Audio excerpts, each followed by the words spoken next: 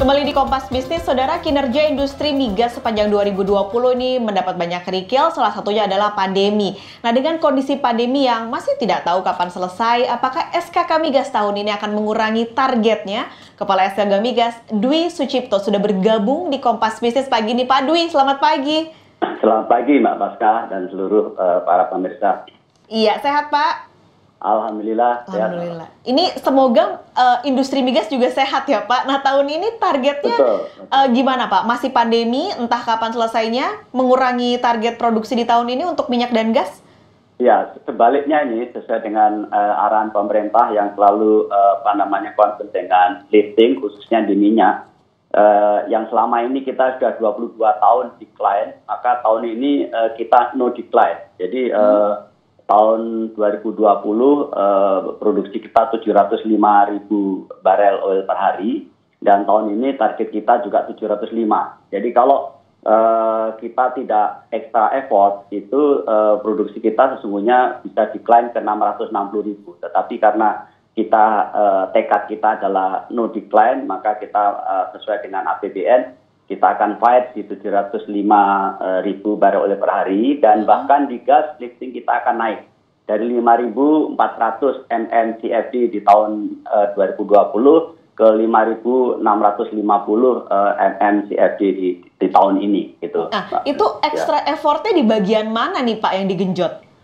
Yang digenjot itu selalu kalau kita bicara upaya untuk lifting naik adalah di investasi. Investasi kita insya Allah naik dari tahun yang lalu 10,5 billion US dollar, tahun ini 12,5 billion US dollar. Lalu kemudian ini tercermin dari jumlah sumur yang dibor. Kalau tahun yang lalu kita ngebor 240 sumur, tahun ini seluruh K3S yang sudah menyelesaikan rencana kerjanya yang kita sebut WPNB di pertengahan Desember yang lalu, sudah komit tahun ini 616. Jadi ada peningkatan 155% jumlah sumur yang dibor. Oleh karena itu jumlah rig juga akan meningkat. Dan kalau kita bicara mengenai target kinerja, Mbak Pasca, kita rely pada target jangka panjang kita yang 1 juta barel oil per hari tersebut. Nah, ini menarik Pak, ada peningkatan sumur yang dibor tapi masih pandemi. Ini yakin Pak naik 155%? Oh ya, harus yakin, karena kalau nggak begitu kita akan sulit mencapai, dan untuk menuju ke 1 juta barel oil per hari itu juga akan lebih sulit. Dan alhamdulillah kita pada saat CEO Forum di September dan Desember yang lalu semua komit untuk melaksanakan investasi secara masif, agresif, dan efisien. Jadi kita tidak meninggalkan efisiensi di industri ini untuk bisa sama-sama menuju ke 1 juta. Dan ini kita digambarkan dengan willingness dari mereka untuk investasi more dan ngebor lebih banyak lagi gitu. Nah, ini investasi ya Pak. Tadi ada kenaikan sekitar dari 10 menjadi 12. Ini memang target yang disebutkan SKK saja atau memang sudah ada negara-negara yang menyatakan keinginan dan akan sepakat untuk investasi di tengah lagi pandemi gini, Pak?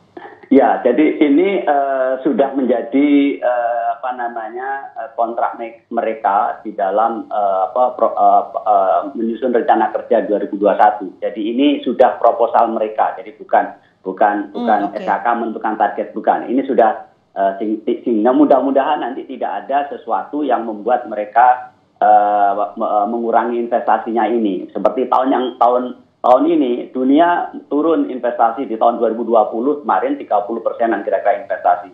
Tapi alhamdulillah kita bisa menahan hingga hanya 26%. Jadi kita masih penurunan investasi kita masih di bawah rata-rata dunia. Nah, tahun ini cukup banyak para investor untuk berniat investasi. Eksplorasi juga kita akan tingkatkan kegiatannya.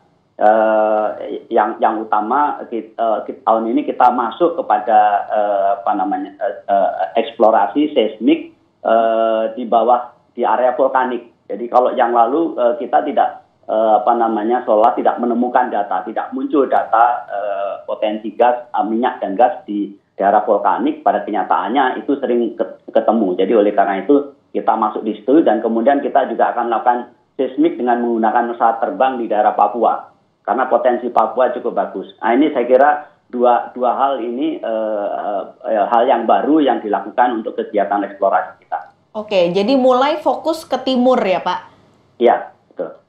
Tadi juga Pak Dwi bilang bahwa tahun lalu kan ada investasi yang berkurang. Nah kalau tahun ini apa sih Pak yang bisa bikin investor-investor ini akhirnya narik lagi uangnya nggak jadi berinvestasi? Apa gambarannya? Jadi kalau kita lihat ada beberapa hal yang menjadi komitmen pemerintah untuk memperbaiki iklim investasi untuk eksplorasi itu ada sweetener bagaimana ketersediaan data di bawah permukaan itu kita lengkapkan terus menerus, kita bangun subsurface data management system. Jadi termasuk potensi penggunaan anggaran negara yang kita butuhkan untuk melengkapi ini karena tanpa data yang lengkap orang tidak bisa tertarik untuk invest. Kemudian keterbukaan data. Ini pemerintah sudah mengeluarkan Permen SDM nomor 7 tahun 2019 yang memberikan kondisi keterbukaan data.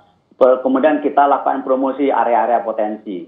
Kemudian juga pendanaan eksplorasi kita memiliki komitmen kerja pasti sekitar 1,7 billion US dollar. Kemudian kita juga mengalihkan sisa komitmen pasti yang lalu kepada eksplorasi area terbuka. Untuk yang temporary incentive perbaikannya kita dilakukan penundaan pencadangan untuk dana ASR. Jadi dana ASR yang biasanya kita cadangkan untuk masa yang akan datang, ini kita gunakan dulu untuk kegiatan eksplorasi maupun pengembangan. Dan untuk menjaga keekonomian bisnis di hulu migas, ada beberapa misalnya tax holiday untuk PPH, pengurangan penundaan indirect tax, misalnya penghapusan PPN LNG, penghapusan biaya sewa barang milik negara. Ya ini adalah barang milik negara yang wilayah kerja yang terminasi. Kemudian penghapusan kemudian fleksibilitas fiskal, baik DMO full price, percepatan depresiasi, perubahan split juga. Ini menjadi poin-poin yang pemerintah memberikan jaminan terhadap keekonomian berbisnis di hulu migas di Indonesia. Oke, jadi infrastruktur dan stimulus semua diberikan di tahun ini. Salah satunya buat tadi Pak Dwi juga bilang 2030 1 juta nih Pak ya target produksinya. Untuk mencapai itu Pak, berarti sekitar 20 tahun lagi ya, 19 tahun lagi Pak. Kendalanya apa sih Pak? Yang kalau Pak Dwi, 10 tahun lagi, 9 tahun lagi Pak, mundur saya jadinya. 9 tahun lagi ini Pak Dwi melihat kendalanya apa Pak? Di 9 tahun lagi yang harus banyak diselesaikan gitu. Ya, pertama beberapa yang selalu menjadi image yang kurang baik untuk investasi di Indonesia adalah mengenai kepastian hukum. Kemudian berikutnya adalah mengenai perizinan. Kemudian yang ketiga mengenai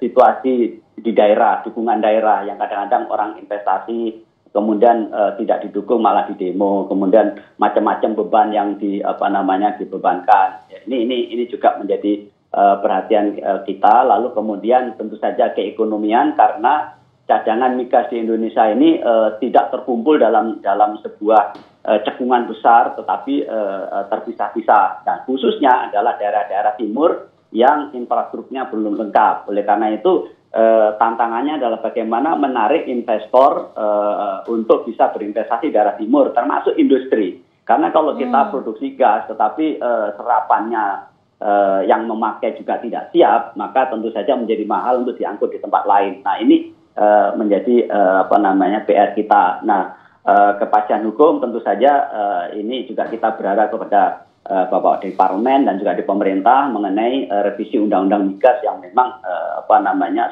sudah seharusnya segera dilakukan. Oke, dan nanti kemudian mengenai perizinan,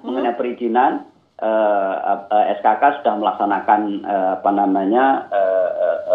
penetapan namanya One Door Service Policy Ya ini semua perizinan tidak perlu diurus oleh masing-masing investor, tetapi cukup datang ke SKK dan SKK yang akan membantu mereka mengurus ke masing-masing institusi. Semakin ramai investasi, investor juga masuk. Tapi poin tadi Timur Indonesia eksplorasi tentunya ujungnya supaya bisa menggeliatkan ekonomi di Timur Indonesia juga, betul, ya Pak ya. Betul. Bukan hanya mengeksplor sumber dayanya saja. Ya, PR tahun ini yang menjadi tugas besar kita adalah bagaimana proyek besar Abadi Masela bisa terus jalan di tengah-tengah isu mengenai pergantian sel dengan investor lain, kemudian yang IDD, proyek-proyek IDD yang di di Selat Sulawesi ini juga bisa segera masuk di POD dan proyeknya diharapkan bisa segera jalan. Itu menjadi milestone untuk ke depan. Ya. Oke, baik. Terima kasih Pak Dwi untuk penjelasannya untuk PR dan tugas dari SKK Migas yang cukup besar tahun ini. Baik. Terima kasih Pak Dwi, sehat selalu. Kepala SKK Migas Sucipto sudah bergabung di Kompas Bisnis pagi ini. Terima kasih Pak. Dan kami masih